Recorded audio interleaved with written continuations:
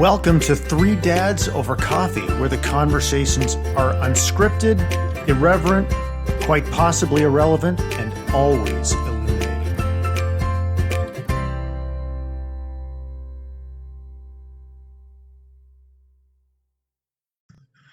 Okay, we're live. We don't want to give any fucking time to get this thing set up. We're totally live here. So, good morning, gentlemen. Good morning. Let's do it off the jump. What's happening? Man, I was listening to our podcast, our stupid conversation for last week, and your intros and outros. I was dying. Hey yo. That's actually one thing that I shared with my son, and he just kind of looked at me like, "You are straight up retarded." I'm like, "Well, it wasn't me," and he's like, "It doesn't matter. You're affiliated with this whole thing." And I could see what was happening in his mind is that, so your voice is out there forever. Not that anybody's necessarily going to listen to it, but it was like this overwhelming look of concern, like my friends are going to find out and this is not good for me. Yeah.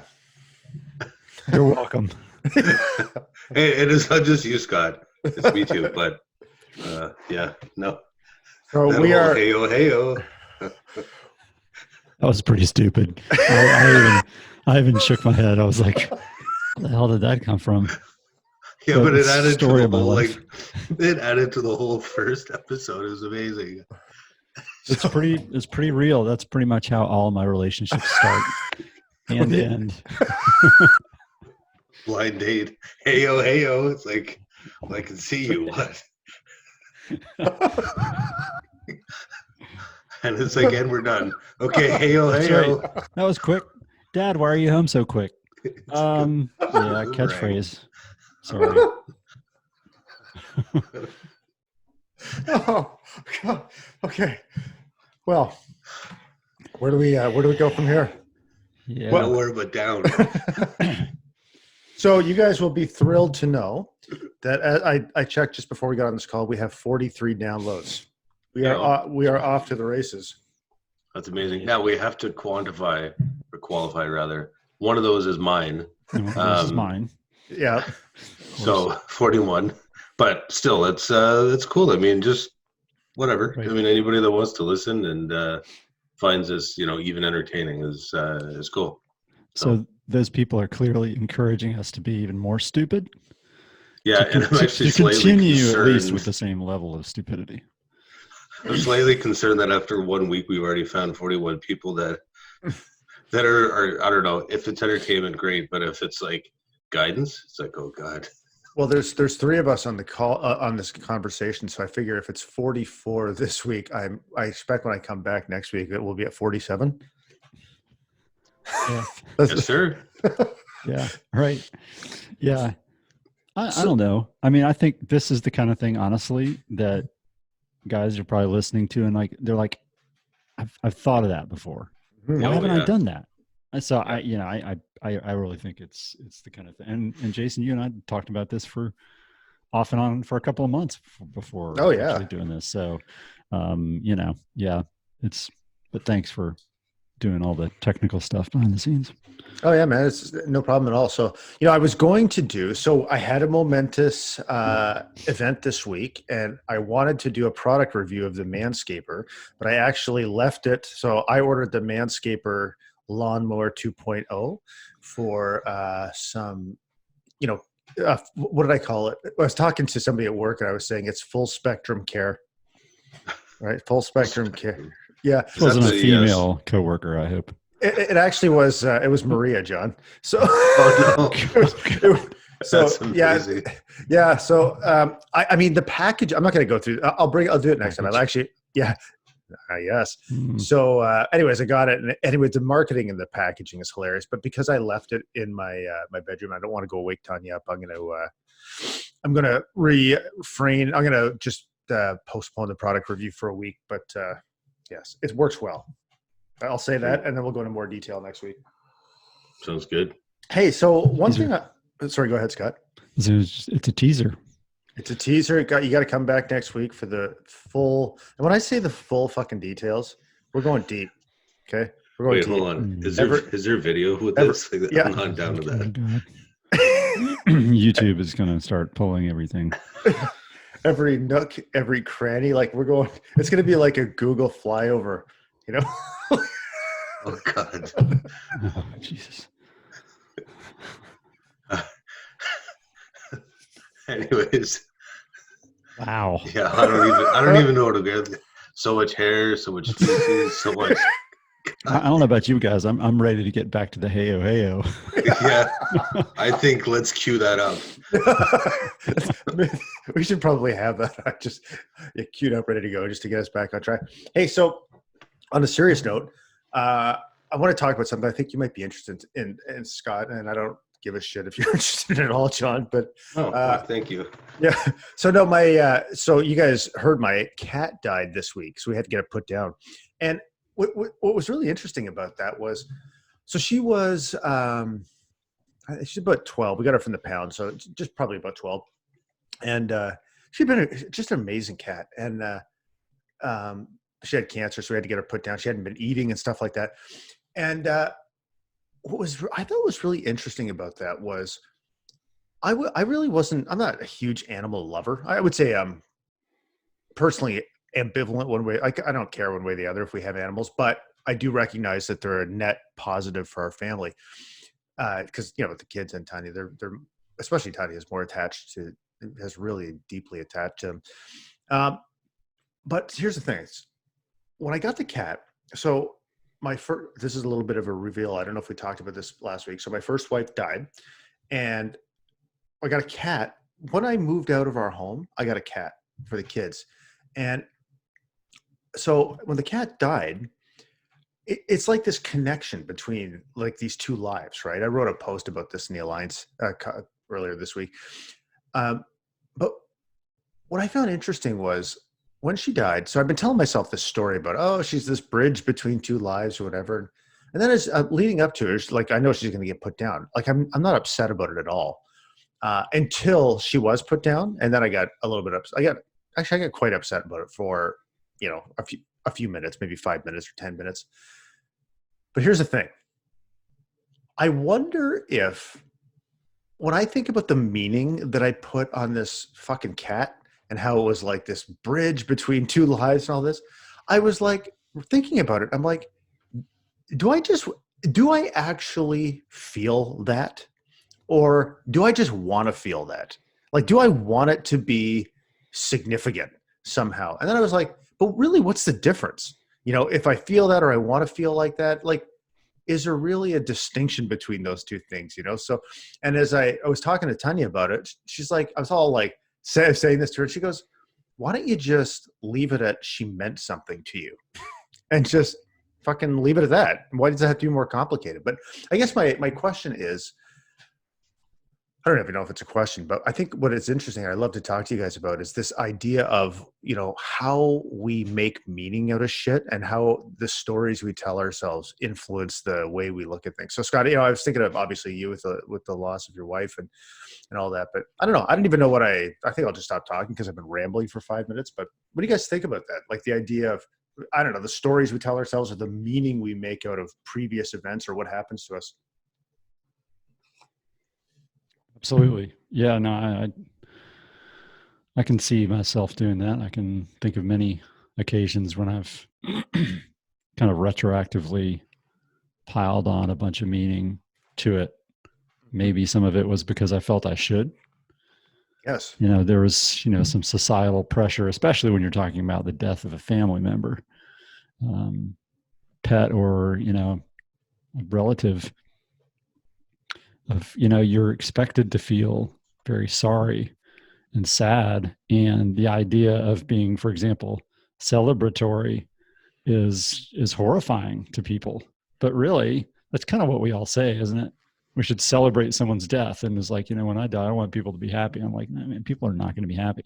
You're expected to be sad. And even if you weren't, maybe you go back and you think about then what you've lost, and then you become sad through the process of kind of thinking about it being meaningful. So I think it's absolutely possible to do that.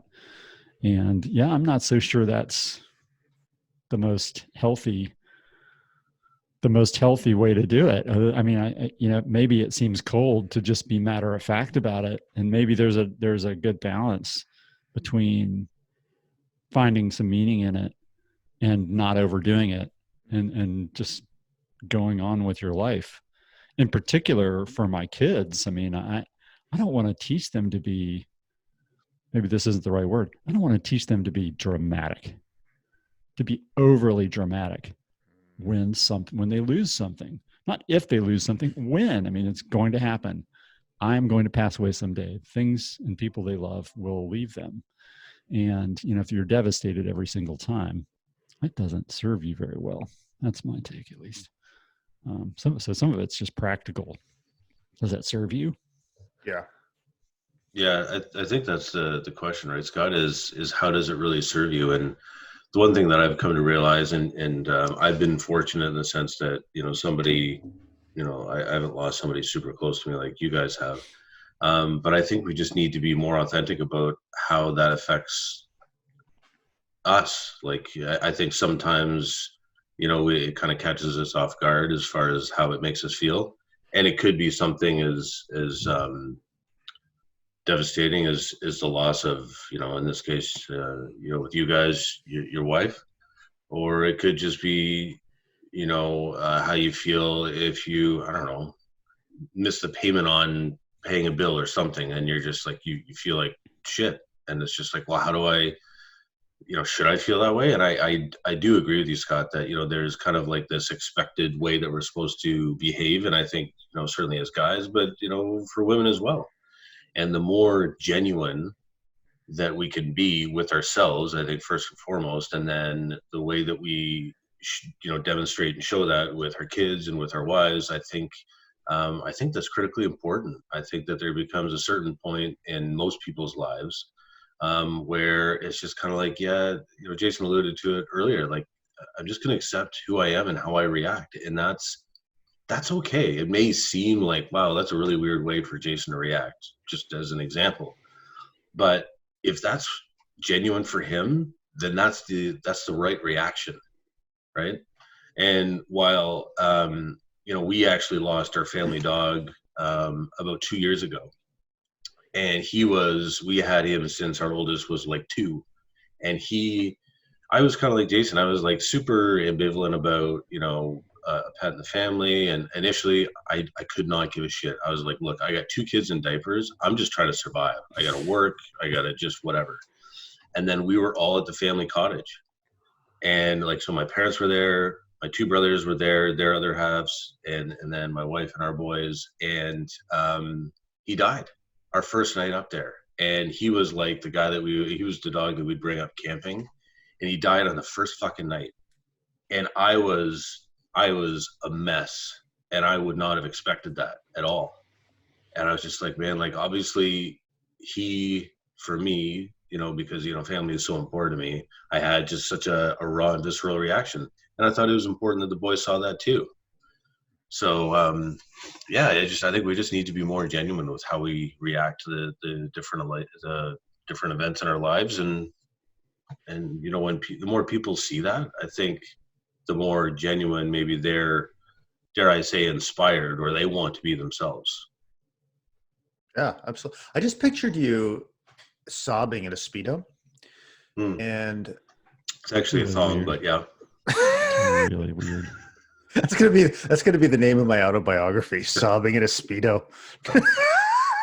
If anything, if a phrase has ever encapsulated my whole life, that's it. Think of a gorilla in a Speedo. Yeah. over a lab. It's not good. By the way, I'll leave that alone. I'm speechless. Yeah. For once. No, I think it's many firsts. Yeah, that's right. It does make you realize, though, how much we get ourselves.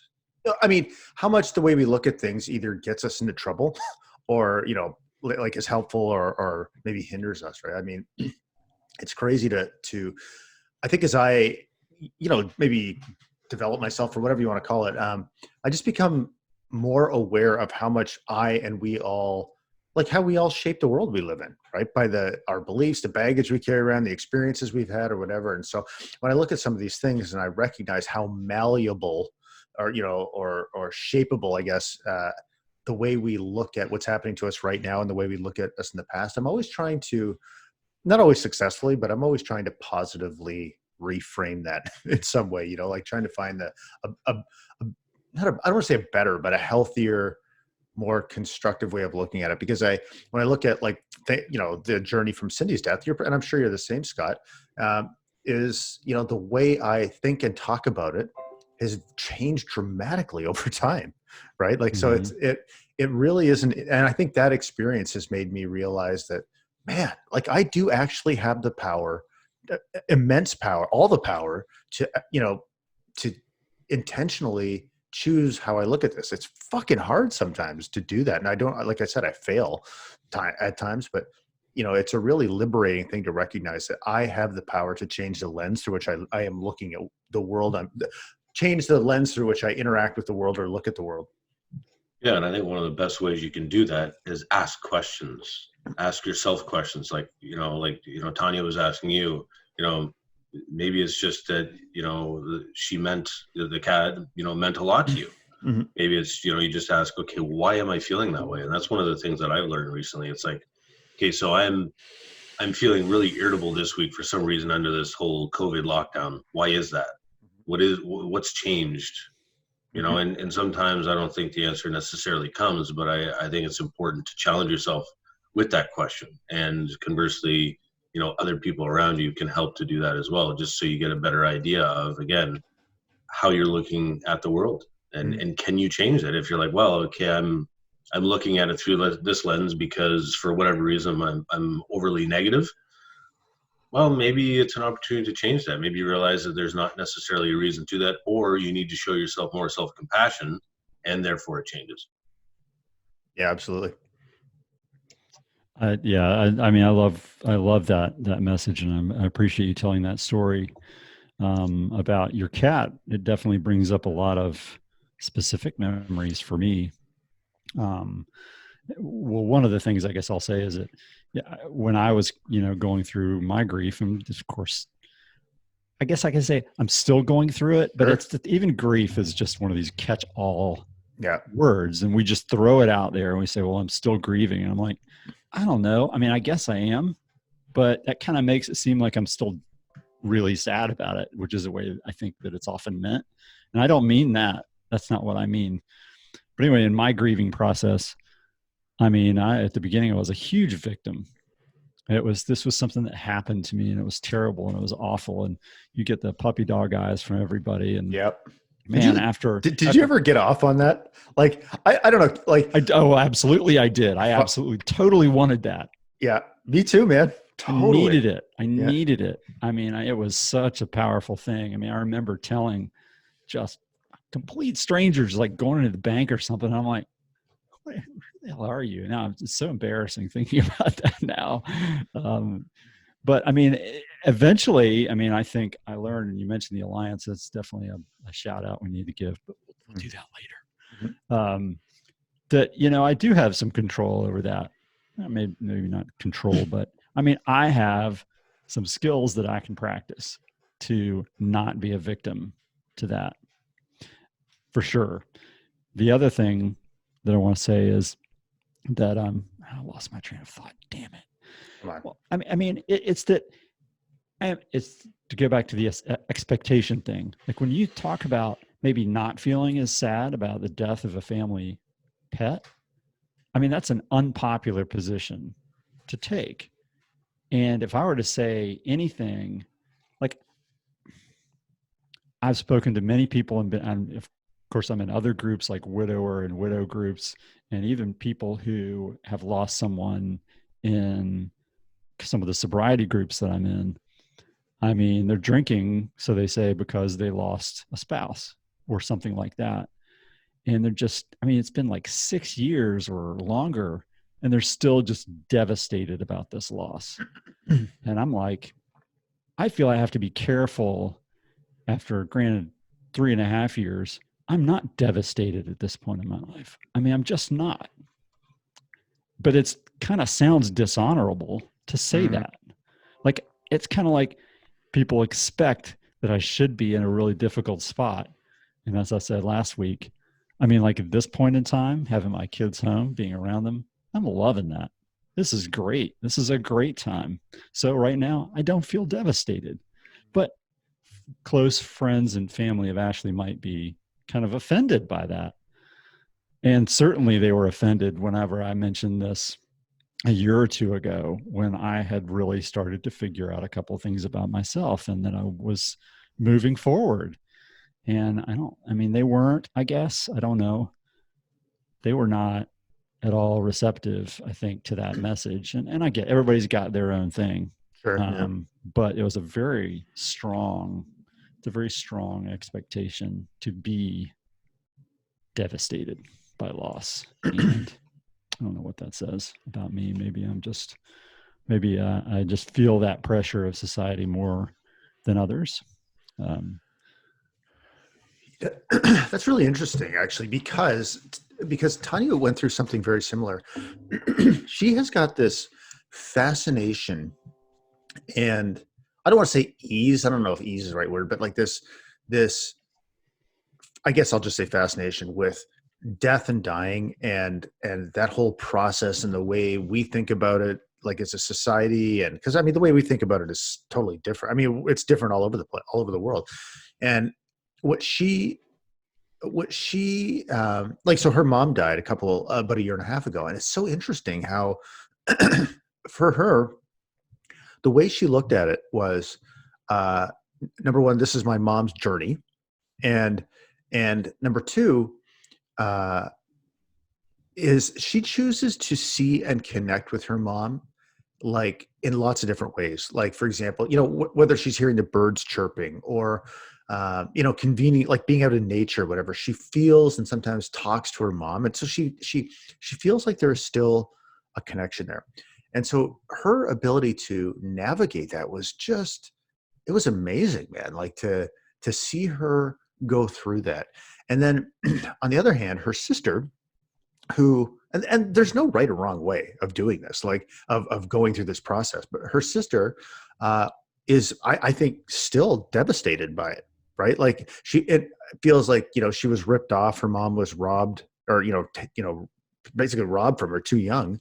And it's been significantly more, like much, much more difficult for her. And so it's interesting. Again, it's really just illustrating the same point, is that there's two people, same event, and perceived and acted on in a very, very different way, So, but my point is, in saying all that, is she sometimes felt, or maybe even still feels, but definitely felt like, am I not reacting? Like she was completely comfortable with how she was reacting and navigating it, because she accepted that it was her own journey, how she did that. But she did wonder, like, are my dad and sister feeling like I'm not upset enough, for example, or do other people feel like I'm not upset enough? So I think you're right. I think that pressure, just in general, not even related to the idea of death, but the pressure from society that might be even, seen or unseen, can really cause us to question how we're reacting or looking at something, because we want to conform, right? I think we're naturally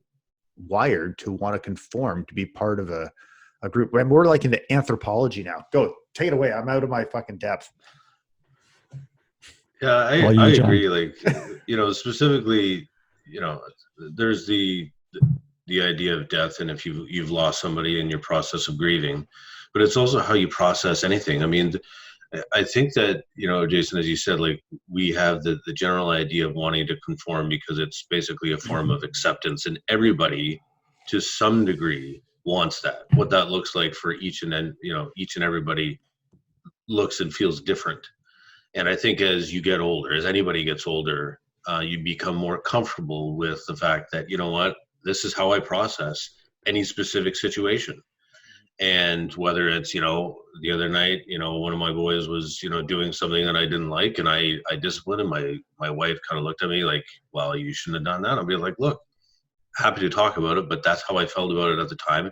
It may not necessarily be a popular decision, or a popular opinion rather, but let's have the conversation, but I'm not going to feel bad because that's how I reacted. It's not, again, we're not talking like an extreme thing, but I just think that it's so important that everybody A, permits themselves, and B, has a general understanding that life experience means something very different from person to person. And what what it feels like to be a dad, and the trials and tribulations of what that means something very different to each of you guys as it does to me. And likewise, motherhood and sisterhood and brotherhood and everything else. And it's kind of like, well, why the fuck does it matter? Why should it matter how Scott's dad feels or family feels about how what his grieving process is, whether or not it's on par with the norm?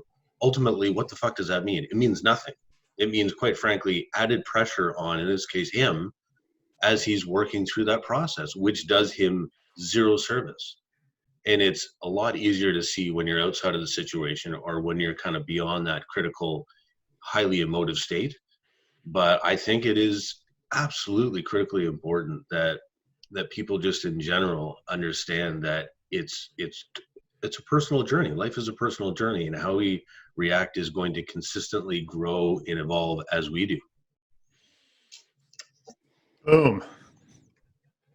Awesome. While we're on the subject of subjective experiences, I think for the purposes of just this particular podcast, it's important that we embrace the idea that my subjective experience is fucking right, and yours, the two of you, is wrong. Also right. No, that's where you're wrong. That's where... Oh man. So it is, but man, I mean, people get hot about it, right? I mean, especially it's something that's just emotionally dense as a subject like the death of a loved one. And like I said, I mean, that people get really pissed about it. I mean, this is a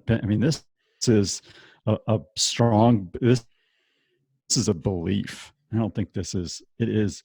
I'm entitled to my grief. I'm entitled to my sadness. Do not take that away from me. That is just like taking away somebody's guns, who, I mean, they're absolutely convinced that is something that is a good in society. I'm not getting into that debate, but I'm just like, it is just like you're trying to take away someone's guns. Mm-hmm. You cannot. I think that's a good thing to be mindful of if you're expressing, I think, your position about your attitude, your position about grief or about death, to be mindful that, I mean, you might kind of step in it a little bit, and that's okay. I mean, I think that can be a great way, if they're willing, to enter into a really meaningful conversation, if you're careful. Yeah, I love that. And I think you're right. It's a great opportunity for conversation if both parties are ready. Correct. Because it's, maybe they're just at that, super early state where it's just not even something that they can verbalize. They're just kind of working through it. And the emotion is so raw that the idea of even talking about it is just, not going to do anybody any good. But I love the idea of sitting down and having a conversation with somebody that has a different view than mine, what polarizing or not, just as, maybe there's something I'm missing. Maybe, there's something that we can both learn from it. I think it's a great opportunity to learn and grow. I have a question for both of you on this topic. And I think it relates to, what everybody's going through now with the virus and being quarantining and all of this, because to me, some of that is grief. I think people are kind of grieving about what they've lost access to. And the real worry is that this is going to continue for a long time, and that their kids are going to be somehow damaged by it. And they're grieving about this loss of opportunity. So one of my questions, the thing I think about is, I feel pretty good about where I am. I've enjoyed it. I don't want to preach to them about what I'm doing and just try to program them to do what I'm doing, because some of that's just my worldview is different than theirs. But how do you talk to someone who has a very different perspective on it, at least at this point in time? How do you talk to them about it that doesn't say, hey, you just need to get out and take a walk every day, which is what we all do. We all try to fix each other. So instead of doing that, how do you talk to them to, whether it's to show them a different way, to show them a different way of being, or questions to ask them? I'm curious about what you guys have said or would say to others who have a very different perspective. And again, it's not just about COVID. It could be about that. It could be about the loss of a loved one. It could be about just about anything. But oh man, what a great question. So I think, so I mean, tying that into, I'll use just COVID as an example. I mean, I think part of it is how you talk to somebody is, obviously having the, I guess, intelligence to be humble, right? I mean, so for example, if I look at COVID, and I'm in a similar situation to you, where things have been going amazingly well. Like, financially we're okay, and I was fucking worried, man. Like when we quarantined the kids, I was like, oh god, like what is going to happen here? How long is this going to go on? How are they going to react? Is this going to create some kind of pressure cooker? I mean, two teenagers, and it's been actually quite the opposite, in fact. And so I guess, but what I realize is I am humble enough to know that could change, right? Like I know, I don't know if it'll change. And so I feel like I'm doing some things, like we're doing some things that are working well. And I think on the other hand, there's times when I feel like how long can this possibly go on like this? Like, you know what I mean? So I don't think that I've come up with some magical formula that says, here's how you quarantine teenagers. I just think we're doing some things that seem to be working, and there's things that are good about it, and trying to navigate the things that are challenging. So I guess my first point is, I would always ask, I very rarely anymore tell people what to do. Nobody likes being told what to do. So I'm just really curious about other people's experience. And if it seems to make sense to share some of our experience in the context of, either it's just a regular conversation, or maybe they're looking for some advice, or, maybe they're frustrated and you can ask them if they want your opinion. But I don't know. I feel like I also recognize that I can understand, especially on this issue, I can understand perspectives on every end of the spectrum here. Like there's so much that's unknown. So, I have differences with Tanya about quarantine. I'm really at the point where I'm thinking this is basically what we have done is fucking insane. Like you have, and I don't want to make it really about specifically, but I mean, you can just look around the world and see there's a lot of other countries that have handled this vastly differently than we have, and they seem to be just fine. Right. So I don't know what the right answer is, but I think there's clearly a variety of opinions about this thing. And so what I try to I think the other thing as I get older, I find this easier, is don't get upset. Like, fuck, I used to get really upset when somebody disagreed with me. So, and I still, depending on the situation, I still can, but I think I'll stop there. I'll just say, really humility and curiosity. And I guess my deep-seated belief, I mean, this philosophy sort of underpins the way I live my life, but I recognize that conversation and dialogue is, how profoundly connecting it can be. And so I try to be the catalyzer of those types of conversations as much as possible, right? So I almost see that as a kind of a role I have to play in society, to be honest with you. So I try to just stay in that space. Can I ask you just to clarify that? And I don't want to jump in, John, but I definitely want to hear what you have to say. But like for somebody you don't know, yeah, let's say you're having a socially distanced gathering in your front lawn, and everybody's kind of safely sitting, away from each other. And there's somebody that's just kind of bitching and moaning, and you don't really know them very well. They're a new person in your neighborhood, right? Do you engage with them, even though you don't know them? You don't really, you kind of don't know how they tick. Do you engage? Do you ask those kinds of curious questions, or does it kind of depend upon already having a kind of a level of comfort and connection with them? It depends. I mean, it really, I think, depends more on my internal condition at the moment, right? There's plenty of times where I go out and I'm like, oh, like if that was to happen, I mean, there's lots of times I go out and I'm like, oh my God, I don't really want to engage in this. And there's other times where I'd be really curious. So I think in that case, what I would do is validate the person's emotional experience. Wow, it seems like you're really frustrated about that. And I get it, man. Fuck, there's times I've been frustrated too. And then, yeah, sure. Have a conversation with them, because there's times, a lot of the time, I'm really curious about what makes people tick. And so if somebody's reacting like that, like people do, we talk about this in our mastermind, but people do and say things that make sense to them. So I often, most of the time, I'm really curious about why is it that what they're doing right now actually makes sense to them. I want to understand. So, yeah, typically I would ask questions, but sometimes I just don't fucking feel like it too. I got you. Yeah, for me, like with our guys, really it comes down to communication. Like I might have mentioned earlier that I recognized recently that I and my wife and I have our view of this whole situation, or any situation, as adults, and as our guys, are 13 and 14. It just kind of dawned on me one day that man, like this is really different for them. Like they don't have to worry about necessarily what things to do to keep them safe, because they've got us to provide that guidance for them, which is great.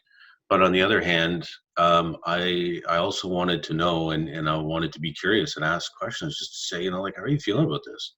And I actually began the conversation by saying, I think back to when I was 13, and you need to know that I never had to go through anything like this. And if I did, I can tell you right now, I wouldn't have handled it nearly the same way or as well as you.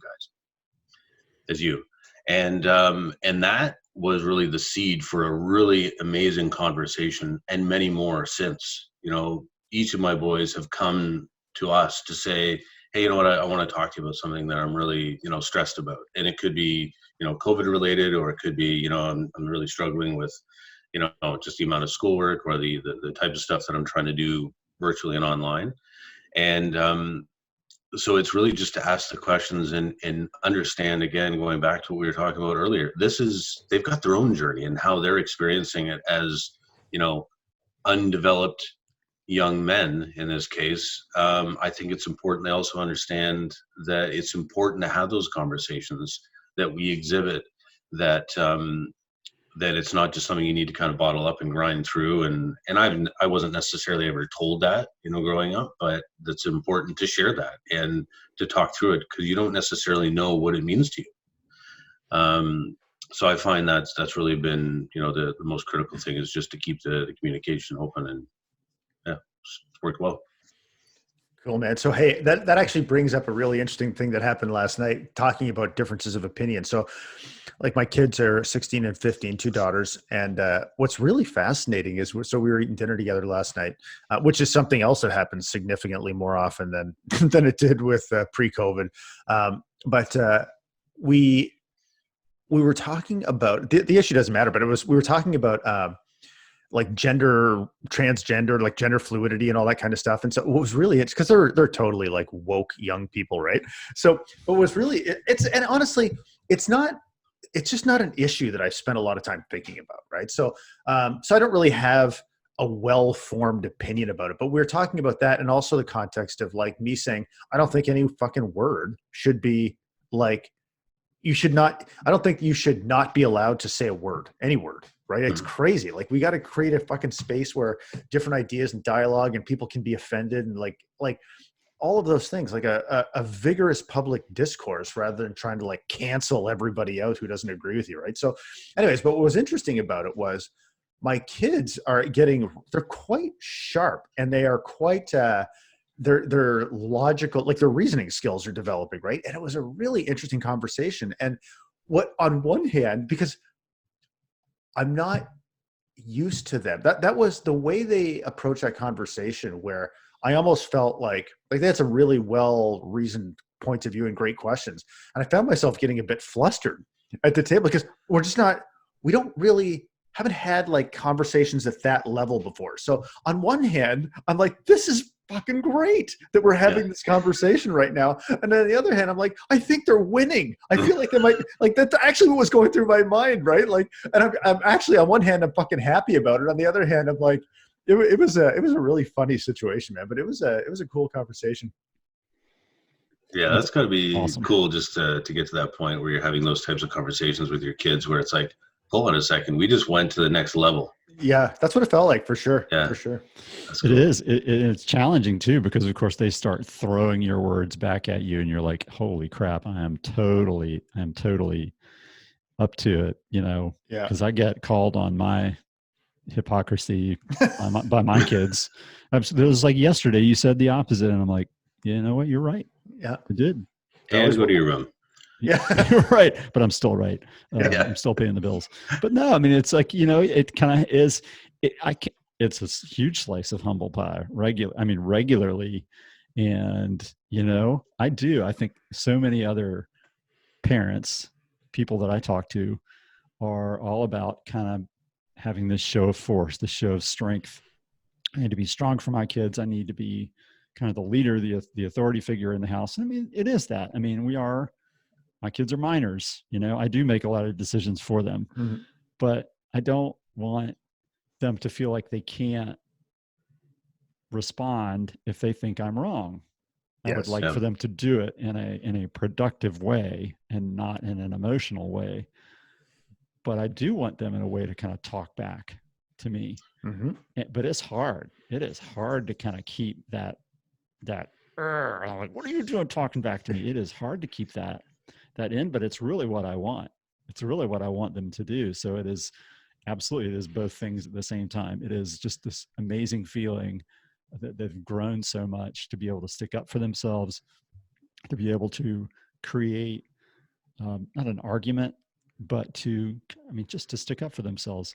And at the same time, they're challenging me, which initially, as you know me very well, I do not really care for that initially. Eventually I come around to it, but you got to keep that challenge response kind of in check temporarily. But it's great. That's where there's some really good stuff there. Yeah, well, that was the other thing actually I was going to add too, is that, I've always told my boys, I said, you may not necessarily agree with what your mother and I say or tell you to do. And if you want to have a conversation about it, knowing full well that I was going to regret saying that, then let's have that conversation. But I never wanted it to be like this, authoritarian, environment where, we kind of lay the hammer down and is rule with the iron fist. I think that I want them to respect us. I never, ever, ever wanted them to fear us. And I think, with boys, typically it's, they would fear their dad. If anything, I want the motivation to be that they don't want to disappoint us, because I want them to say, okay, have I really kind of thought through this based on the tools that my wife and I have imparted upon them? But to think for themselves. And actually one of the posts that Andy had put on the Alliance the other day about a friend of his in the son passing, I shared that with my boys. I said, guys, you need to think for yourself. Like my guys, 12 and 13, they're not necessarily, in a space where they would experience, drugs and that kind of stuff. But I said, you need to think for yourself. And it comes back directly to, okay, if my wife or myself make a decision or we tell them to do something and they don't necessarily agree with it, say, hey, can we talk about that? That's the type of environment that I want them to grow up in. And also the other part of it is that I want them, and I continue to show them, show us, sounds bad. I continue to highlight whenever I made a mistake that, you know what, you kind of have this view of your dad. I've kind of got this unearned superstar, or superhero status. I want them to know that their dad's not infallible and that sometimes I fuck up. And it's not a problem if you fuck up, but more importantly, you need to own up to it. And then what are you going to learn from it? What are you going to learn from it? And what are you going to do about it? I think that's key. Yeah, absolutely. As you were talking, as you guys were talking, I'm listening to I was remembering being a kid, like the other way of about being a kid and challenging your parents. And like, I can remember my mom, and one of the first times I did it was, I remember my mom being like, you have to wait a half an hour before you go swimming. And I'm like, I fucking had a cheese sandwich. Are you saying like if I jump in the water like 3 minutes after I have a cheese sandwich, I'm fucking going to the bottom? Yeah, you're dying. So, but to her, like, and I don't know if that was a generational thing or just an individual thing, but I think to her, that everything was like a crack appearing in the dam. Like you're just trying to hold back this fucking tidal wave, right? So anytime, so if she, I think in her mind, if she like backed down on that, it would be a friggin' free for all, right? No, Yep. it's half an hour. You got to stay safe, like even if there was no actual reasoning behind it, because I think that's something that can happen too, right? Is sometimes you can play defensive parenting, right? You're like, especially with teenagers, and you're like, I just want to prevent some bad shit from happening, right? So like, well, they smell fear. oh yeah, for sure they do. So it's the precedent, right? I mean, it's like that's exactly what my fear is, that if I back down on this, then man, the whole dam is gone. This one brick goes, the whole thing is coming down, and that's really not the way I think the kids are looking at it. No, they're not thinking about this in an intellectual way. They're pushing back. Like I said, they should be fucking pushing back. Yeah, totally. They should be. Yeah, 100%. But I'm just like, yeah, go do that with someone else. I don't like that. Well, did I tell you guys the story of when we? I might have said it in the mastermind. Did I tell you the story about when we quarantined Chloe? So one thing that one thing I recognize, because my kids are quite, they're quite good, and like they don't really. There's very little like back talk or whatever you want to call it, and I think I've done a reasonable job at getting to the point where they are, like you said, John, like my disappointment is pretty devastating to them, right? So I don't really have to raise my voice. However, maybe because of that, one thing that I am fucking terrible at handling is unexpected defiance. Like, oh my god, so hard. Oh yeah, like so we quarantined. So again, sometime in March, I think it was like the March 14th or something. We told the kids, okay, look, you're not, and this was right on their March break. So like right at the beginning of their March break, I'm like, yeah, no, can't go out anymore, and Chloe's like, what? She's standing in the kitchen and she's like, yeah, I mean, I know it sucks, but like, and I don't know how long it's going to last. She's like, she's pointing at me. I am not staying cooped up in this house with you people. And I'm like, yeah, you people. And I'm like, so at the time, she had this really old iPhone 5, and so I was going to tell her, I had this iPhone 8 that I was going to sell her, and so she goes, yeah, no, she goes, I'm going out. There's no way you're keeping me here. I'm like, at this time, I'm like, listen, because now at this point, number one, I'm fucking pissed that she's doing this, even though it's completely an understandable stuff. But mostly it's number two. It's like, I don't know what to do right now. What do I do right now? Right. So, and I want to so here's what I said. I'm like, oh yeah, you want to go out? You go out. I'm going to take that phone and I'm going to smash it in front of your fucking face with a hammer. And then I'm not going to sell you my iPhone 8. So choose wisely, young one. And she goes, and she gets so pissed off. She goes, I can't believe this. And she's standing. This was the best. This is one of the fucking funniest parenting moments ever. And she's totally laughing about this now. She goes, I can't believe this. And she's standing in front of a cupboard. She turns to storm out of the room and fucking walks face first into the cupboard she was standing in front of. It was the best. Like just face right into a brick wall. Like it was. It was the best. But anyways, my point was that's happened with her. I can think of maybe 3 times, and every single time I'm not prepared for it, and I fucking just escalate right back. Which then you're fucked. Where do you go from there, right? Yeah, right. You never get a preview that stuff's going to happen, right? It just happens, and then it's your response is usually pretty emotional too. Oh yeah, for sure. Yeah, and I know that's coming. So I like I said, my guys are not quite in that kind of prime teenage years yet, but I remember the shit that I would pull, and I think back, I'm like, God damn, like how like stupid and irrational were you? And then I know my brothers were probably worse, were at least as bad. So I know it's coming, and I know it's going to be exactly the same as you guys have experienced. Is that okay? You find yourself in this situation, it's like, holy shit, where's the panic button? Like, what do I do here? Yeah, sure. Yeah, baby. I think that's part of what has helped me stay very grounded. Is that recognizing that like these things are going to come. Like as your kids get older, you're continually faced with parenting situations you have not faced before. Like that's just how it works. I've never had a 16 and 15-year-old until I've had one, and so I think there's times where I think I've really come to think that the way you handle it like, especially if you're in a relationship, the way you handle it together, the way you navigate it together is actually probably the most important thing. Like, do you have the intimacy and connection and ability to talk with one another through difficult things? I think is really important. And I think for us, one thing that is has been so friggin' helpful is, because in our situation, I mean, and Scott, you may end up experiencing this thing at some point, but in our situation, like it's different, right? Because Tanya's she's been the only mom the kids have had for over 10 years, but she's, a step parent. Mostly in Chloe's eyes, she's a step parent. To Mel's, she's mom. And so, I mean, that's added a layer of complexity and to it and all that. And for us, I think seeing a counselor has been so fucking helpful, man. Oh my God. Like, and just seeing a counselor where both of us are open and committed to actually like working on things together, because I remember when Cindy was sick, having all her mental health issues, I used to go see a counselor then too. But really what I wanted to see a counselor then for was just so I could have somebody fucking allow me to be a victim. Right. Like I just wanted to go bitch about all the things that were happening in my life and make myself sound like a fucking superhero and make her sound like a nut bar basically. Right. So, and that's what I needed. Honestly, I just needed somebody to fucking listen to me at that time. That's all I really needed. But yeah, I think that's been super, super helpful. It's just having like this objective third party to be able to, who's an expert in the subject, to be able to help you not really help us talk about things because we're really good at that, but just help us navigate it, I think has been really helpful. And I was kind of resistant to it at first. I think probably for one, it seemed like work. And number two, I think it seemed like,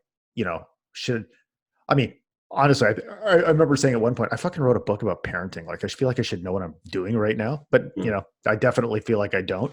So anyways, sort of long-winded rant there, but I just think that recognition and acceptance that you will continually be put in situations where you're, not sure how to handle it. And you never know if a decision was the right one until after you've made it, or sometimes there's no right decision. I think it's very, very good for keeping us humble, just being able to admit it. Like I just fucking try to figure out as I go along here. Yeah. And sometimes you're going to blow it.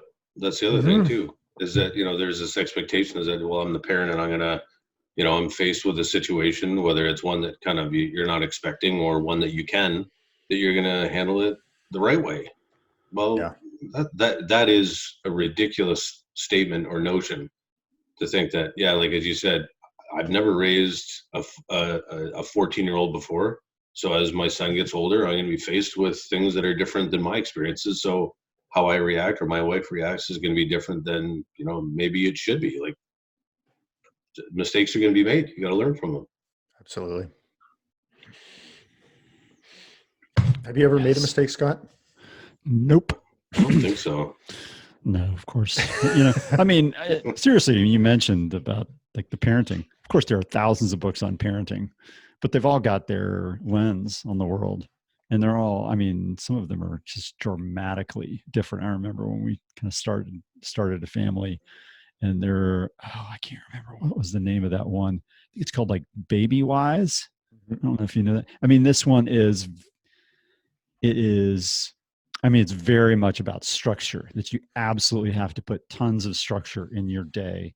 7:00 is bedtime, no questions asked. You have to prepare for that and do it. And then the next book you pick up is exactly the opposite. Yeah. Which is you let your kids organize their spaces and their times, and you kind of, do it very organically. And I'm like, nobody freaking knows. You really have to go through it and you really have to do it. And I do believe that going through the newborn infant phase prepares you for the toddler phase. And going through the toddler phase prepares you for adolescence, and on and on and on. And I'm amazed by people who do foster parenting and they just get a child who's a teenager. Yeah. Like granted, they probably had kids, they probably had foster kids, but I'm like, they haven't had this kid yet. Yeah. And they don't have a preview about what this is going to be like that. I'm like, people think what I'm doing, raising 2 kids by myself, is being hard. I'm like, I'm looking at other people who are in, I think, a much more challenging situation, thinking that that's really hard. Yeah. But it's your experience, you learn by doing it. Isn't it amazing to think about like when you think back to, I was just thinking about each stage prepares you for the next, but isn't it funny to think back? Like when you sit here right now, the three of us sitting here talking, and you think about how fucking disgusting it would be to change a diaper. Like, think about that. And I fucking changed like thousands of them. It was like a Formula One pit stop. I think about it now and I like throw up in my mouth, man. Like, yeah, you didn't even think about it at the time. You're just like, yeah, whatever. I think so. Each stage builds on the next, but I don't fucking want to go back, man. No, you had to do it. There's a brilliant, and we can go into this another time, but I mean, it's amazing what we're capable of doing when we have to do it. Right. Oh, yeah. There's no question that you have to change diapers, unless you have a spouse who's doing all of it and requires you to do none. But that's gonna come back on you some in other ways, right?